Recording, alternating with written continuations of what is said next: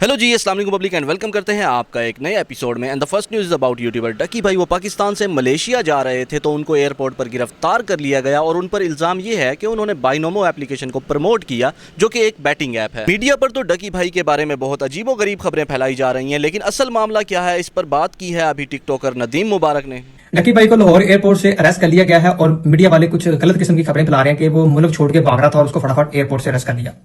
पहली बात तो ये जो आपको पता होगा कि 9 मई के बाद जो है ना, ये एक रूटीन बन गई है लोगों को घरों से उठा लेना बिला किसी FIR के, बिला किसी चीज के उसको उठा लेना और अपनी मनमानी करनी और अपनी मनमानी के वीडियो लेके उनको सोशल मीडिया पे इस तरह जलील करने की कोशिश करना कि जी सॉफ्टवेयर अपडेट। दूसरी बात है, डकी भाई के ऊपर एक बाइनामो एप्लीकेशन से रिलेटेड एक तहकीकात चल रही थी जो कि उसको नहीं कभी बताया गया और उसका नाम पीएनएल लिस्ट में डाला गया। उसको इस चीज का भी इल्म नहीं था। उसके ऊपर पहले भी कई दफा FIR हुई है, उसने हमेशा वो उसका फाइट किया, जवाब दिया और अपने आप को साबित किया जो भी हुआ है, लेकिन इस दफा उसके मौका नहीं दिया गया, ना ही उसे बताया गया और बस उसका नाम पीएनएल लिस्ट में डाल दिया गया तहकीकात की बिना पर। और लोगों को इस तरह एयरपोर्ट से उठाना, घरों से उठाना एक अच्छा अमल नहीं, जो कि पाकिस्तान में बड़ा ही नाराज कर दिया गया। और दूसरी बात, उसके ऊपर जो बाइनामों का के रिलेटेड जो तहकीकात थी कि जो मैं मानता हूं कि वो एप्लीकेशन जो प्रमोशन है वो पाकिस्तान में रेगुलेटेड नहीं है, लेकिन हर बंदा कर रहा है, डकी अकेला नहीं कर रहा। तो इस तरह एक बंदे को टारगेट करना मैं समझता हूं ये एक बड़ा ही छोटा अमल है। और दूसरा, डकी पाकिस्तान छोड़ के भाग नहीं रहा था, वो मलेशिया जा रहा था अपनी वाइफ के साथ, क्योंकि वहां एक इवेंट था जहां उसको बुलाया गया था। वो 2 दिन के लिए मलेशिया जा रहा था।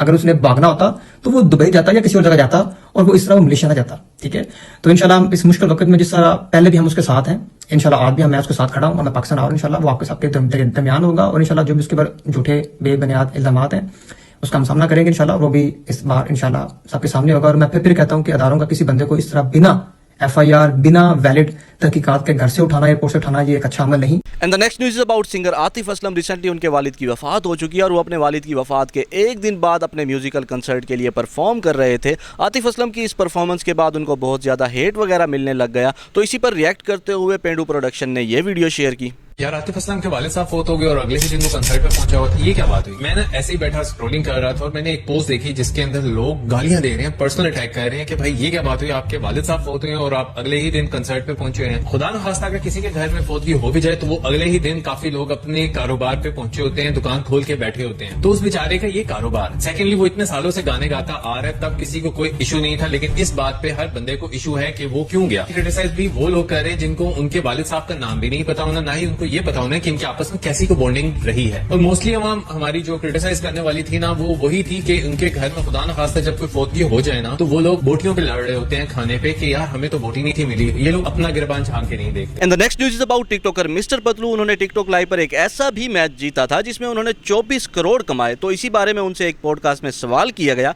कि आप में ऐसा कौन सा टैलेंट है जिसे देखकर लोग आपको करोड़ों रुपए की गिफ्टिंग करते हैं। तो इस बात का उन्होंने कुछ इस तरह से जवाब दिया। लेकिन एक दिन में कौन सा टैलेंट है जिससे 24 करोड़ रुपए आ जाता है एक दिन में? देखिए, मेरी एक बात सुने, वो कौन सा टैलेंट है जिसके लिए ये बांड रखे हैं लोगों ने, जो निकल आता है वो कौन सा टैलेंट है?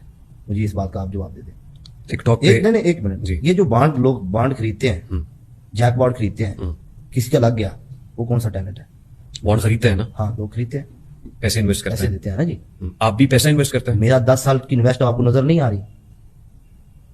10 साल जो मैंने इन्वेस्ट किए हैं वो आप भूल गए? 24 करोड़ रुपए एक दिन तो छोड़ो, 24 करोड़ को छोड़ो, 10 साल आप भूल गए?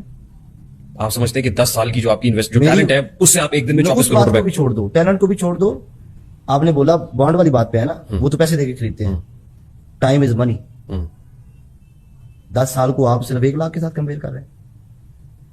जीरो जब टूटता है तो 1 बनता है, तो जब 1 बनता है ना, तो बंदे के अंदर गट्स हो, जितने मर्जी जीरो लगाए उसके साथ, वो बंदे के अंदर है। मैं एक्चुअली वो गट्स जानना चाहता हूँ जी।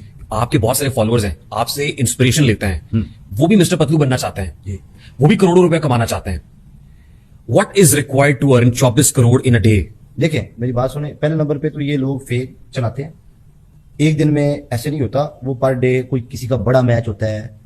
अरबी जो है वो तो 50-50 करोड़ रुपए भी कमाते हैं, जिनके ऑफिशियल मैच होते हैं। And the next news is about youtuber Raza Samo. आपको तो पता ही होगा कि इंडियन एक्टर मिथुन अक्सर पाकिस्तान के बारे में कुछ ना कुछ बकवास करते ही रहते हैं। इस बार भी इस घटिया आदमी ने एक बहुत ही घटिया बात की और इस बात का रिप्लाई करते हुए रजा समो ने अपने इंस्टाग्राम पर यह वीडियो शेयर की। लो जी, इंडियन एक्टर मूतर चक्रवर्ती ने कहा है कि हम 140 करोड़ हिंदुस्तानी एक डैम बनाएंगे, उसमें मूतेंगे, पेशाब करेंगे और फिर वो डैम खोल देंगे, इस तरह पाकिस्तान बह जाएगा। वाह चाचा जी, फिर हम चीनियों से यही करवाएंगे।